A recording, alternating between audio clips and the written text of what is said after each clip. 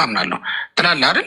ይህም የምትጠመቅበት ገንዳ የክርስቶስ ከጎኑ የፈሰሰ ውሃ የተጠራቀመበት ገንዳ ነው። ወደዚያ በገባህ ጊዜ ከክርስቶስ ከጎኑ በፈሰሰ ውሃ ትታጠባለህ፣ ትወለዳለህ። ይህን ታምናለህ። ከዛም ደግሞ ከዛ ወጥተህ እንደገና የምትመገበው ምግብ እሱም ቅዱስ ቁርባን ነው፣ ፍጹም የጌታ ሥጋና ደም ነው ብለህ እንድታምን ትጠየቃለህ። እንዲህ አይነት ምስጢራት አሉ።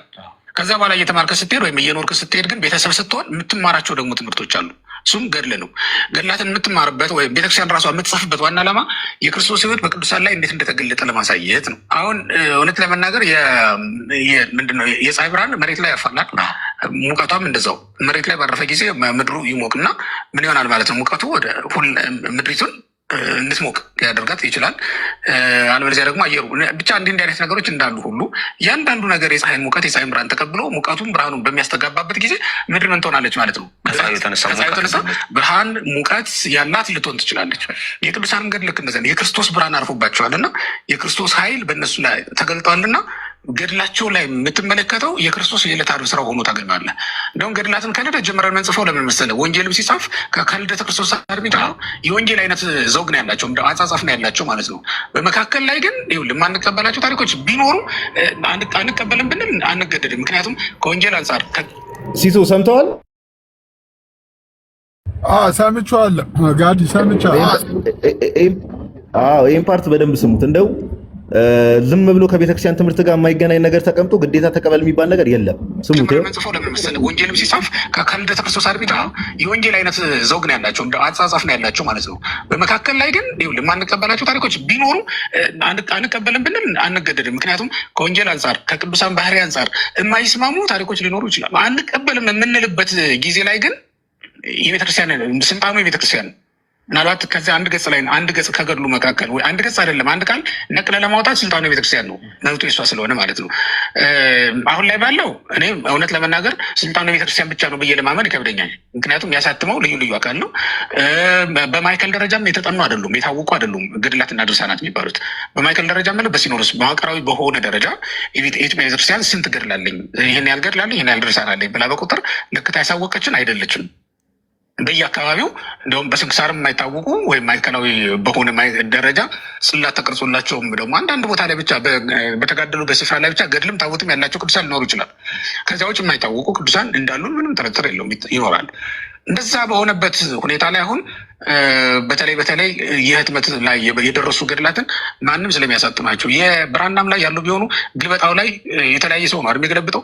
አንዱ ወደ አንዱ ከመጀመሪያው ብራና ወደ ሌላው ሲገለበጥ የተለያየ ሰው ነው የሚያገለባብጠው።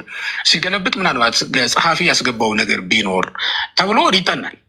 እኛ በተጓሚ ግድፈተ ጸሐፊ የምንለዋለን። እንዲህ ባለ በቀና ነበር ግድፈተ ጸሐፊ ነው ወይም ደግሞ ልማደ መጽሐፍ ነው ብለን ታዝበን የምናልፈዋል። የተጓሚ ቤት ቋንቋ ነው፣ ትዝብት ነው። ሊቃውንቱ ታዝበውት ሳይነቁ እንዲሁ ነቀፋቸውን እንዲሁ ለስለስ ባለ ቋንቋ ገልጸውት የሚያልፉት ማለት። ገድላትም ላይ እንደዛ ሊያጋጥም ይችላል። የምንቀበልበት መንገድ ራሱን የቻለ ይኖራል። ኦኬ እንደሰማችሁት እንግዲህ አሁን ብዙ ነገር ማሳየት ይቻላል። ሊቀ ሊቃውንት ስሟ ከሆነ ሲናገሩ እንደሰማችሁት ይህ ምንም ሲጀመር የቤተክርስቲያኒቷ አንደርስታንዲንግም መረዳትም እንደዚሁ ነው። በቃ አለቀ። ከመጽሐፍ ቅዱስ ጋር ከአባቶች ትምህርት ጋር ከቤተክርስቲያን ዶግማ ጋር የሚጣረሱ የቤተክርስቲያን የነገረ ድነት ትምህርት የሚነኩ ታሪኮችም ሆነ እንደዚህ አይነት አስተምሮች ገድላትና ድርሳናት ላይ ከተገኙ ይመዘናሉ። አይመዘን የሚባል ነገር የለም። አሁን ሊቀ ሊቃውንትም እንደተናገሩ ሰምታችሁ ከሆነ ግዴታ ተቀበሉ የሚባል ነገር የሆነ ታሪክ ለምሳሌ ሰው ቢከብደው ለመቀበል ቢከብደው እንደው ግዴታ ካልተቀበልክ ኦርቶዶክስ አይደለም የሚባል ነገር የለም። በቃ ይመዘናሉ፣ ታሪኮቹ ራሱ ይመዘናሉ። እና እንደው የመሬቷ የምኗ እየተባለ ይህን ስንት ጊዜ ትምህርት ተሰጥቶበትም ትላልቅ መምህራንም ተናግረው ግን አሁንም ድረስ አንዳንድ ሰዎች እንደው ለማወናበድ ምናምን እቺ የመሬቷ ምናምን እያሉ የቲክቶክ እያሉ ለመደበቅ የሚሞክሩ ሰዎች አሉና መሬት ላይ እንግዲህ ቅድም ዲያቆን ያደርጋል ጋዲ ቴንኪዩ ቃን ዶክተር ሳምሪ ካጤ ቆይና አንድ ደረጃ እየወጣው ነው። ሰላም ብያለሁ ጋዲ፣ ደህና ነህ? ከስንት ጊዜ በኋላ ሰላም ብያለሁ። ሰላም ብያለሁ ዶክተር፣ እንዴት ነሽ? እንዴት ነህ? ሰላም እግዚአብሔር ይመስገን። አንተሽ? ሰላም ብያለሁ። ሲሱ ዛሬ ያው አፖሎጀቲክስ ሲሰራ ነበረ። በቃ በጣም ጎበዝ ነው። እንደው በዚሁ ቢቀጥል አሪፍ ነው። ለእውነት ስትቆም እንደዚህ ነው። በቃ የሰማኸውን ነገር ያየኸውን ነገር መመስከር ነው። ይሄ ማዳላትም አይደለም። ሰው እንዲልለት የሚፈልገውን ብቻ ይዞ መቀመጥ ደግሞ ጥሩ አይደለም። አሁን ያየነው እሱን ነው። አይ በክርስቶስ ነው መዳን የሚያምኑት ሲላቸው አይ አይደለም፣ እንደዛ አይደለም፣ መጽሐፉ እንደዚህ ይላል ይላሉ። መጽሐፉ ላይ ያለው ምን ተብሎ ነው የሚረዱት የሚለው እኮ ነው ዋናው።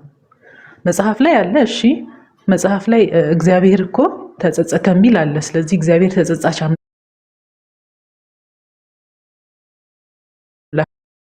ቃናል ይተረጎማል። በዋናው የቤተክርስቲያን መሰረታዊ አስተምህሮ አውድ ይታያል።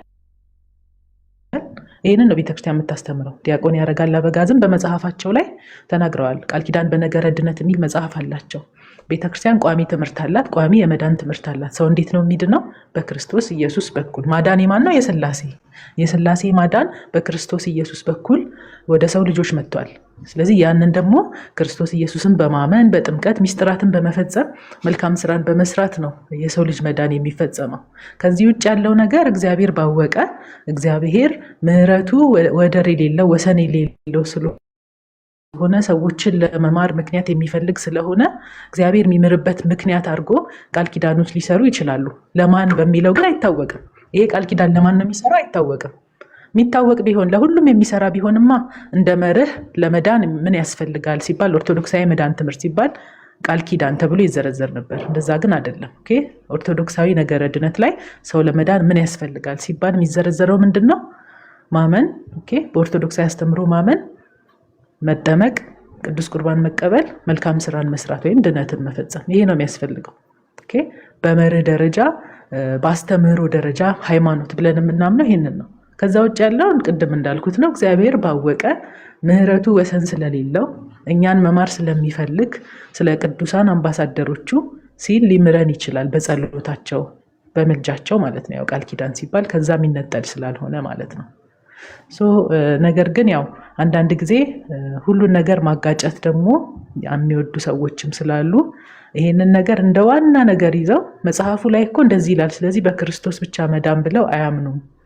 አይ ማርያምንም ማመን ቅዱሳንንም ማመን ለመዳን ያስፈልጋል ብለው ይናገራሉ። እና ይሄ ትክክል አይደለም። እና ቤተክርስቲያናችን የምታስተምረው ይሄ ነው። እንደዛ ካልሆነማ እኛ ኦሪየንታል ቤተክርስቲያንን ማለትም እኮ አንችልም። ምክንያቱም ኦሪየንታል ቤተክርስቲያን መዳን ማርያምን በማመን ነው ሰው ሚድ ነው፣ ወይም ቅዱሳንን በቅዱሳን ቃል ኪዳን ነው ሰው ሚድ ነው ብለን ምናምን ቢሆን ነገረ ድነታችን ከኦሪየንታል ቤተክርስቲያናት የተለየ ይሆን ነበር። ስለዚህ ቃል ኪዳኖቹ ገድላት ላይ ያሉት ግን ምንድን ናቸው ሲባል ይተረጎማሉ።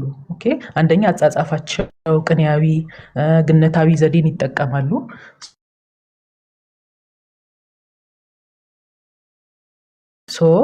ኃይሉን ለማስረዳት ገነን ተደርጎ ሊጻፍ ይችላል እንጂ እንደ ነገረ ድነት ተይዞ በቃ ይሄ የመዳን አስተምሮ ነው ተብሎም ይወሰድ አይደለም። እንደዛ ከሆነ ኦሪየንታል ነን ብለንም ማውራት አንችልም በዛ ነገር።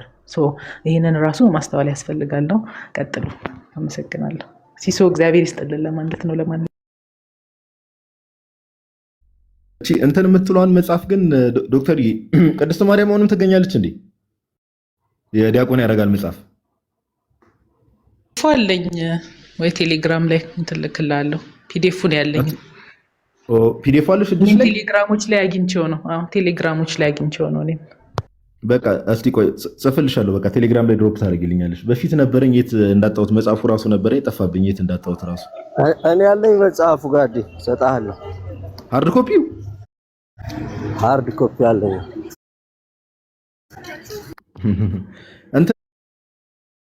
ካገኛችሁት ጋይስ እንትን በሉ።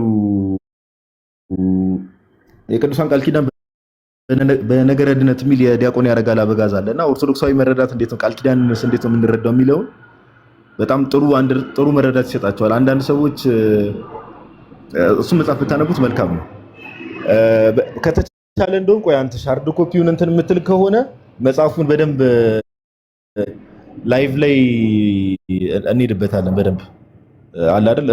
ሪቪው የዲያቆን ያረጋል መጽሐፍ ሪቪው ነግሬው ነበረ። ቪዲዮ ሰርቼበት ነበርና እኔ በእኔ ቪዲዮ ትንሽ ነው የዳሰስኩት። እስቲ ላይቭ ግቡበት ምናምን ብዬ አንተሽ ትዝ ካለ እንደውም እንደዛ ነበርና ቪዲዮ ሰርቼበታለሁ። ፒን አድርጌዋለሁ። ሃይላይቱን ማየት ትችላላችሁ። ከዛ መጽሐፉን ደግሞ ስታነቡ በደንብ ይገባቸዋል እና ላይቭን ብትሄዱበት አሪፍ ነው ለማለት ነው። ይቅርታ ጋር አረ ችግር የለውም ዶክተር። ያይ ጥሩ ሀሳብ ነው። ለምን እንዴት ነው የምንረዳው? አንዳንዴ በእርግጥ አሁን ለምሳሌ ሁሉም ሰው ያው የቤተክርስቲያንን መረዳትና የቤተክርስቲያንን ማይንድ ሴት ሁሉም ኦርቶዶክሳዊ ይይዛል ማለት አንችልም። ሁሉም ኦርቶዶክሳዊ እና ትምህርትም እኮ ላይቭ ላይ የሚሰጠው ወደ ምረት ላይ የሚሰጠው ትላልቅ መምህራን እኮ መጽሐፍትን የሚጽፉት ዋናው ነገር ምንድነው? ሰው የበለጠ እያወቀ በእውቀት ሙሉ እየሆነ እንዲሄድ ነው። እና ኖበዲ ኢዝ ፐርፌክት። ከዛ አንጻር እንዴት ነው ገድላትና ድርሳናትን የምንረዳው የሚለውን ነገር ራሱ ኦርቶዶክሳውያን ጋር ለምሳሌ በደንብ አንደርስታንድ ያላደረጉ ኦርቶዶክሳውያን ጋር ትምህርቱ ሊደርስ ይገባል።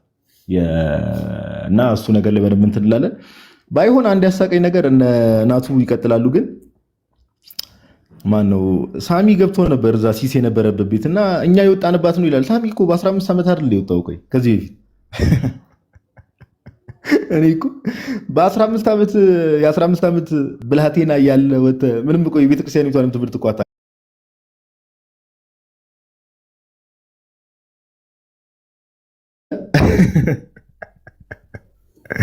ዛሚ ምን እያለ ነው?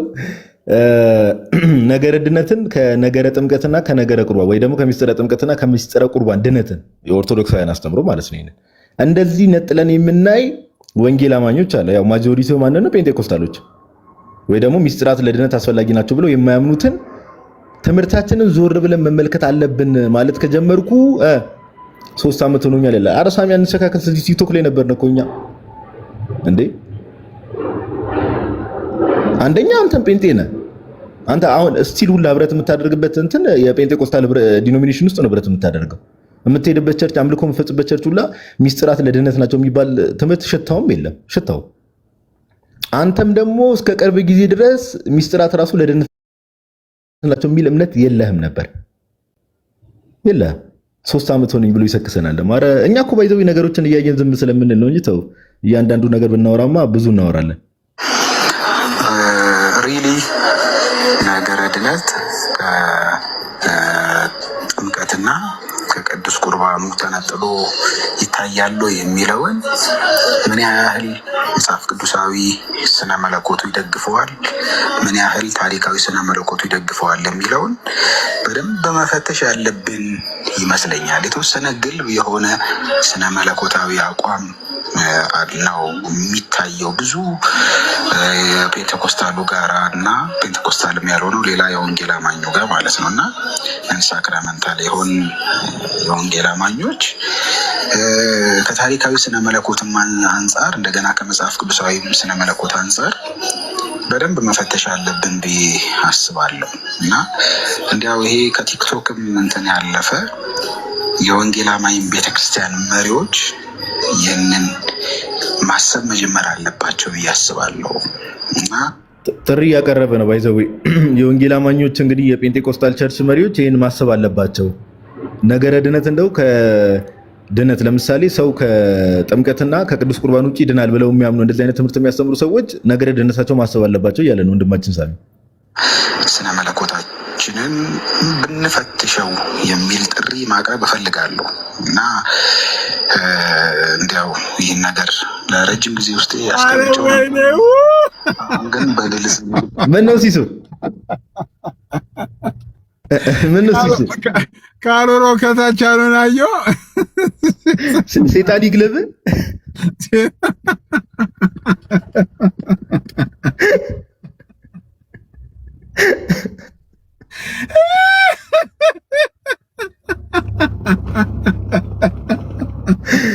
እንዴ ባለፈው ሳሚ ያለ ስትል አልነበር እንዴ? ካሎሮ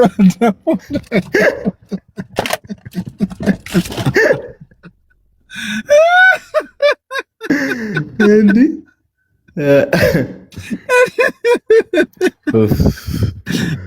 እና ጋይዝ ለማንኛውም ምን ለማለት ፈልጌ ነው፣ አሁን እንደው ሳሚም የሆነ ስትራቴጂ ብቀይር እኛ አሁን አንተ ሁሌ ነጥብ የምጥላትን ነገር እዛ ላይ ትኩረት ብናደርግ ባይዘው ሳሚ ራሱ ስንት ምንፍቅና እዚህ ቲክቶክ ላይ ሰርቷል። ስንት ብዙ ስህተቶች ብዙ ነገር ተናግረሃል። እና እንደው እኔም ከኦርቶዶክስ ቤተክርስቲያን ሲስን ቅድም ስትለው ስለሰማው ነው እንዳጋጣሚ እኔም ከኦርቶዶክስ ቤተክርስቲያን እኮ ነው የወጣው ስትል አንደኛ ራስህ በ15 ዓመት ነው የወጣው። በ15 ዓመት ምንም የቤተክርስቲያንን ትምህርት የተማርከው ራሱ የለም። በጊዜው ምንም የተማርከው ነገር የለም በእርግጠኝነት ወይ ዲያቆን ምናምን ከነበርክ ነገርና አትሊስት ድቁና ምናምን ጀመረህ ከሆነ እንደዛ ካልነበርክ ደግሞ ምንም በ15 ዓመት ምንም ቤተክርስቲያኒቱን ልታውቃት አትችልም። ኦኬ እና እቺን መደበቂያ እንደው በንቀይራት እንደው ወጣት ለወጣት ምናምን ነገር እቺ መደበቂያ በንቀይራት አታዋጣ ኦልሬዲ ኤክስፓየር ያደረገች መደበቂያ ስለሆነች እና ይሄን ለማለት ያክል ነው። ሲሶ ደግሞ ከምንም ነገር በላይ ለምሳሌ መምህራን ተናግረዋል። ቤተክርስቲያን ያለውን ነገር ትላልቅ ሊቃውንት የተናገሩት ነገር አለ። ሲሶ አሁን ባለፈው ቅድም ሲሰናግሯል። ራዕየ ኒፎን ወይ ደግሞ ገድለ ሴንት ኒፎን የሚባል ቅዱስ አለ። በኢስተርን ኦርቶዶክስ ዘንድም ቬነሬት የሚደረግ በውጭ ዓለምም ማለት ነው። ቅዱስ ኒፎን ይባላል ወይ ራዕየ ኒፎን የሚል አንድ ጽሑፍ አለ። እንግሊዘኛውንም ኦንላይን ታገኙታላችሁ። የሴንት ኒፎንን እንትን ማለት ነው እና እሱን አሁን ስለዛ መጽሐፍ ሲነገር ቦሌ መድኃኔዓለም አሁን ባለፈው ከናኪ ጋር ተገኝቶ ነበርና ኢቭን ሁላ ንግግሩ ኦኬ የገድለ ኒፎን መጽሐፉ ሲመረቅ ራሱ መድረክ ላይ ወጥተው ሲናገሩ ሆነ ምን ሲሉ ስለ ክርስቶስ ነው በጣም ብዙ ሲወራ የነበረው። ለክርስቶስ የነበረው ፍቅር፣ ለክርስቶስ ከነበረው ፍቅር የተነሳ የነበረው ተጋድሎ ምን እና ራሷን ቦታው ላይ ተገኝቶ ቀደም ጥሩ በሆነ ሁኔታ ተናግሮታል። እናንተ የምትሉትን ነገር እኔ መሬት ላይ እንግዲህ አሁን ከምንላቸው ሰዎች በተሻለ አትሊስት አልፎ ከኛ ጋር አንተ በጣም ይደንቃል እኮ በአትናቴስ ነው ጵጵስና የተሰጠው ኒፎን። እንግዲህ አስብ። እኔ ራሱ በጣም ሰርፕራይዝ ነው ያደረገኝ። እኔ ራሱ መጽሐፉን አነባዋለሁ ብያለሁ። ቀጥል ጋዲ። ያ እንትን ነው ባይዘው አሁን የኒፎንንም ስትመለከት ዋናው መሆንም ያለበት ይሄ ነው።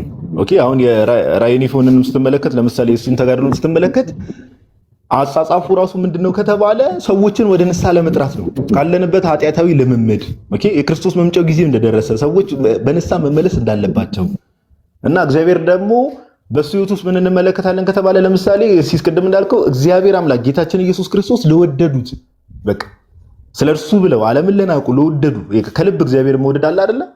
ለወደዱ ሰዎች እግዚአብሔር ምን ያህል ታማኝ እንደሆነ ነው የሚያሳየውና ዋናው ዓላማ ሲጀመር ገድላትም ሆነ ድርሳናትም ከቅዱሳን ሕይወታቸው እንድንማር ነው። በቃ ዋናው መሆንም ያለበት እሱ ከሕይወታቸው እንድንማር ኦኬ ምን አይነት መንፈሳዊ ሕይወት ነበራቸው የሚለው ነገር እንድንማርና እንድንማረው መሆን ያለበት ኦኬ። ሁላችንም ለምሳሌ በእኛ ቤተክርስቲያን ፓትሮን ሴንት የሚባል ነገር አለ አይደል? ፓትሮን ሴንት ማለት የምንወዳቸው ቅዱሳን ሁሉም ሰው የትኛውም ክርስቲያን ቢጠየቅ ሁሉም ሰው ፓትሮን ሴንት አለ። ለምሳሌ አንዱ ቅዱስ ጳውሎስ ሊሆን ይችላል፣ አንዱ ቅዱስ ጴጥሮስ ሊሆን ይችላል። ለምሳሌ የቅዱስ ዮሐንስ አፈወርቅ ፓትሮን ሴንት ቅዱስ ዮሐንስ አፈወርቅ ያኔ አራተኛ ክፍለ ዘመን ላይ የነበረው ቅዱስ ዮሐንስ አፈወርቅ ለምሳሌ ፓትሮን ሴንቱ ቅዱስ ጳውሎስ ነበር። ቅዱስ ጳውሎስን በጣም ነበር የሚወዱ። ሁላችንም የራሳችን አለን። ሁላችንም ሜቢ ከህይወታችን ጋር ኮኔክት ያደርጋሉ። ያለፉበት መንገድ ከኛ ህይወት ጋር ይገናኛል ብለን የምናስባቸውና ዋናው ዓላማ ህይወታቸውን ኢሚቴት እያደረገ ቅዱስ ጳውሎስ የተናገረው ባይተው ዓላማው እሱ ነው። አንደኛ ቆሮንቶስ ምዕራፍ 11 ላይ ያለው ነው። አንደኛ ቆሮንቶስ ምዕራፍ 11 ቁጥር 11 ላይ አንደኛ ቆሮንቶስ ምዕራፍ 11 ቁጥር 1 ላይ ቅዱስ ጳውሎስ ምን አለ? እኔ ክርስቶስን እንደምመስል እኔን ምሰሉ አለ። ጳውሎስ እኔን ምሰሉ ሲል ባይዘው ያ መልእክት እዛ ጋር የሚቆም አይደለም። ጳውሎስ የክርስቶስ ኢየሱስ ሐዋርያ አገልጋይ ነበረ። ኦኬ ቅድስና ሌቭል እንደ ጳውሎስ ባይሆንም ከዛ በኋላ ብዙ ቅዱሳን ይነሳሉ። እግዚአብሔር ባወቀ ተነስተዋል። ስለዚህ የነሱን ህይወት አይተን በእነሱ ህይወት ውስጥ የክርስቶስን ኃይል ቅዱሳን ለክርስቶስ ያላቸው ፍቅር እየተመለከትን እኛም ደግሞ በቅድስና ህይወት እንድናድግ ነው። ገድላት ይሄ ነው ዓላማቸው መሆን ያለበት። ከዛ ባለፈ ቅድም እንዳልኩት ሊቀ ሊቃውንትም እንደተናገሩት እንደው ከቤተክርስቲያን ትምህርት ጋር ከቤተክርስቲያን ዶግማ ጋር ከነገረ ድነት ጋር የሚጋጭ ከሆነ የትኛውም ገድል ሆነ ድርሳን ይመዘናል። በመጽሐፍ ቅዱስና በአባቶች ትምህርት ይመዘናል። አይመዘንም የሚባል ነገር የለም። ገድላትና ድርሳናት እንደ መጽሐፍ ቅዱስ ኢንፋለብል ናቸው የሚል የቤተክርስቲያን አስተምሮ የለም። ስህተት አይገባባቸው የሚባል ነገር የለም።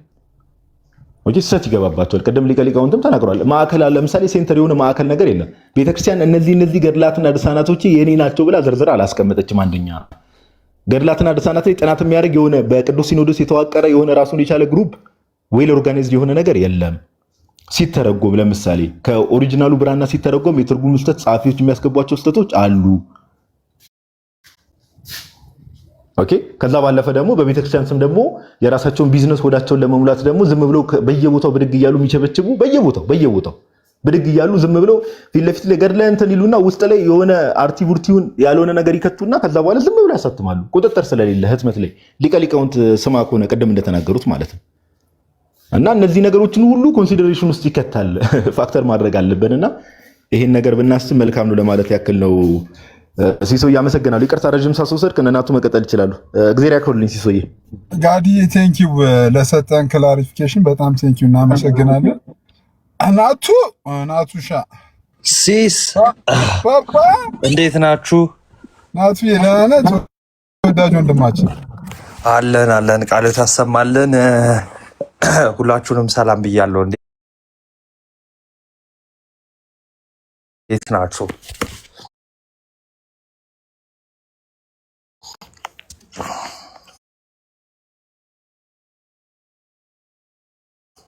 እንኳን አደረሳችሁ።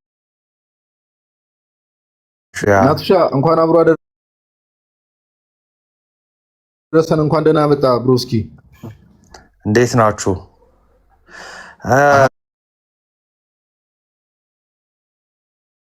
ጋዲ አሁን ያልከው እንትን ላይ የሚገርምህ ነገር ማለት ነው በዚህ በዕብራውያን 6 ላይ ያለ ታሪክ አለ።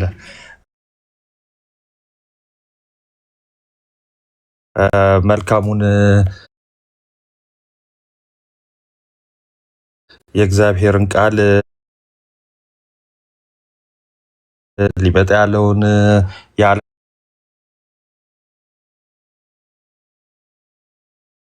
ኃይል የቀመሱ ብርሃን የበራላቸው ከዛ በኋላ ግን የካዱት እንደገና ለንስሐ ማደስ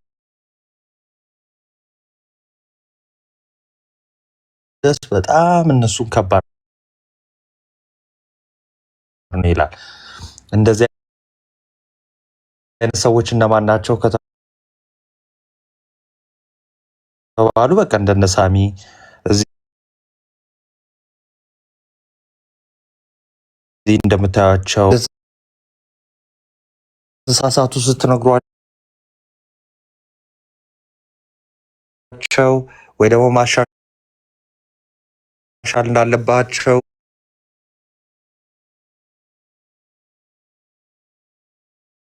ወይም ደግሞ ቤተክርስቲያን ሐዋርያው ቅዱስ ጳውሎስ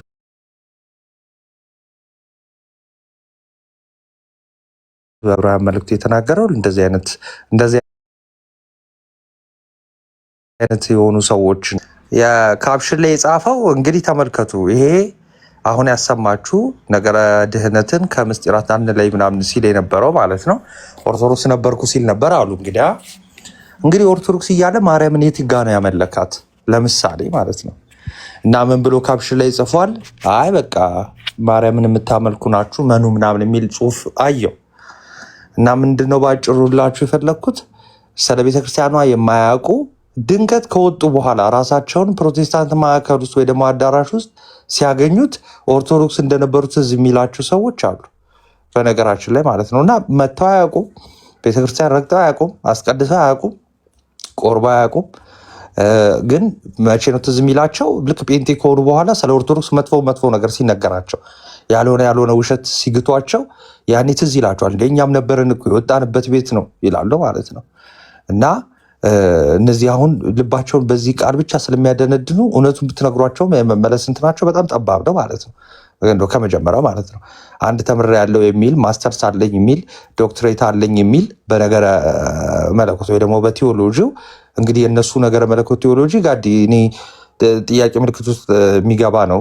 በእርግጥ ግን እንደው ይሄ ፓትሪስቲክ ዘዴውንም ወይም አጠናኖቹን አውቃለሁ የሚል አካል ቤተክርስቲያኒቷ ቋሚ የእምነት መግለጫዋን እንኳን መረዳት የማይችል ከዛን የፈለገውን ለፖለቲካ መስሪያ ብሎ ያሰበውን የሚሰገስግ ሆኖ ታገኘዋል።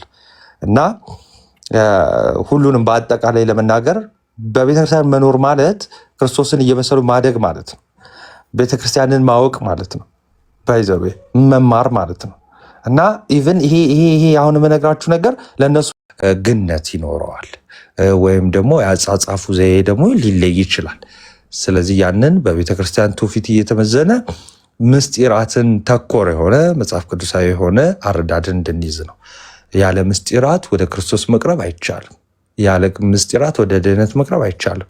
ከምስጢራት አንዱ አይቼዋለሁ። አባ ገብረ ኪዳንም እንዲሁ መልስ ሰጥተው አንተ እና ከምስጢራት አንዱ ምንድነው? ምስጢረ ንስሐ ነው። ከምስጢራት አንዱ ምስጢረ ቁርባን ነው። ከምስጢራት አንዱ ምስጢረ ጥምቀት ነው። ሰው ሳይጠመቅ ሳይቆርብ ንስሐ ሳይገባ በብርሃን ሳይመላለስ በንስሐ ሕይወት ሳይናዘዝ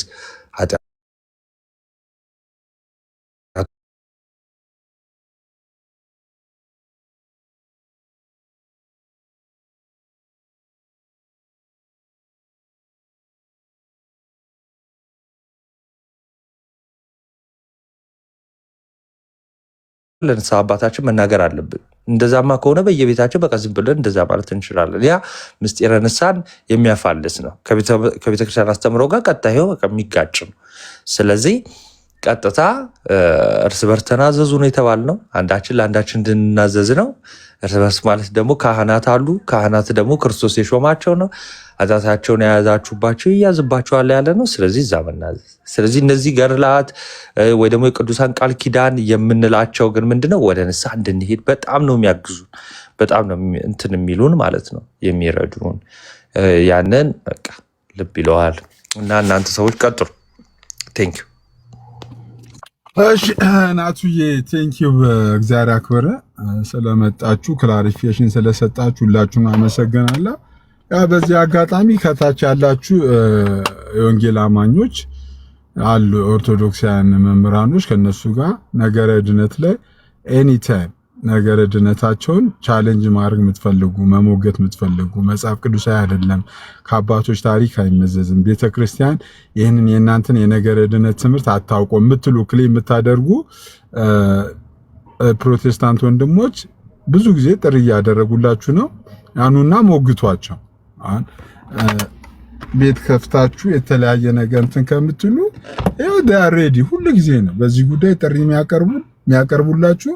ኑና ትምህርታችንን ሞግቱ እያሉ ነው። ብዙ ጊዜ ነው የሚያቀርቡ። ከታች ያላችሁ ወንጌል አማኞች በኮሜንት ላይ እንዳላችሁ አውቃለሁ።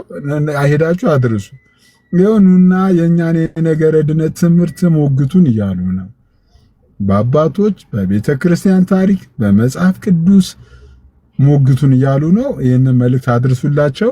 ሁላችሁንም እጅግ አድርጌ አመሰግናለሁ። እሺ ናቱዬ ቀጥል። ናቱዬ በጣም ይቅርታና አንድ ኮመንት ብቻ አይቼ ነው ሲሲ፣ በጣም ይቅርታ ግን እንኳን ጨርሻለሁ። እና አሁን እቺ እንደው እንትን ሳይል ድምስምስ ብላ ወይም ደግሞ ክሊር ሳይሆንላቸው እንዳያልፉ ብዬ ነው። እና አንድ ወዳጄ ጃ የሚባል እርስ በርስ መናዘዝ አለብህ ይላል መጽሐፍ ቅዱስ፣ ለካህናት እንናዘዛለን የሚለውን ፓርት ሰምቶ ነው መሰለኝ እና እነሱ ስለእናንተ ኃጢአታቸውን ይናዘዛሉ ብሎ ሳቀ።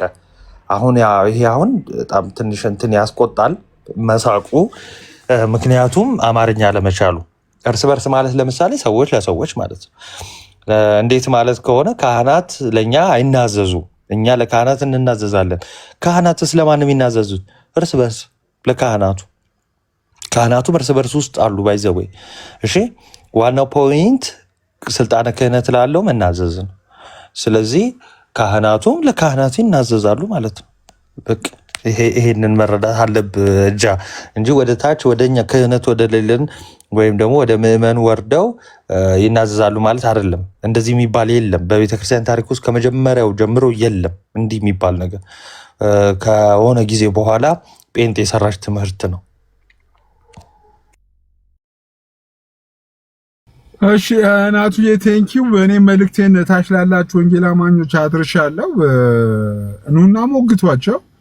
የተናገራችሁት ነገር ትክክል አይደለም። ቤተክርስቲያን ይህንን ትምህርት አያውቅም። እናንተና ቤተክርስቲያን የምትናገሩ ትምህርት የተለያየ ነው የምትሉ ወንጌል አማኞች አቴኒታይ ዲያር ሬዲ ናቸው። ኑና ሞግቷቸው። ለነበረን መልካም የጠዋት የመማማር ጊዜ እናመሰግናለን። ቴንኪው ናቱሻ ጋዲ መኩም ነበር። ሁላችሁም የነበራችሁ ሰዎች በሙሉ ከታችም ያላችሁ በሙሉ አመሰግናለሁ። መልካም ውሎ፣ ሰላም ሁኑ። ቴንኪው ናቱዬ። ፓፓ ሚውት አነሳለሁ ሲስ። ኧረ እንዲያው እኮ አሪፍ ታይም ነው። ለምን አንገባበዝም? እንትና ካሎራው ምን እንደሚል ታውቃለህ? ናቱ የፖላውን ጉዳይ ምን እሱ ምርጥ ሰው ጌታን እኔ ቅርታ ከሆነ ጊዜ በኋላ ካወቅኳቸው ሰዎች ምርጥ ሰው ካሎራው። እንግዲህ እኔ እንትን እስካለሁት ማለት ምርጥ ሰው ናት ካሎራ። የፖላውን ጉዳይ ይለኛል ያደረገ የፖሎ ጉዳይ እንዴት ነው? ታስታውሳለህ? አንተ ቤት እኮ ነው መጀመሪያ። አስታውሳለሁ። የፖሎ ከቸርች መጥቶ እንትን ይላል ያለ አለፈው መጥቶ እኮ አገኘኋት እኔም ምናምን እኔ አልቻልኩም። በቃ ቤት ከፍቼ ነው መጣና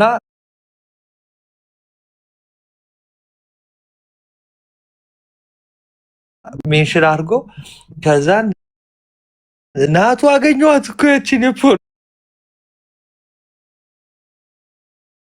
ጉዳይ አለኝ።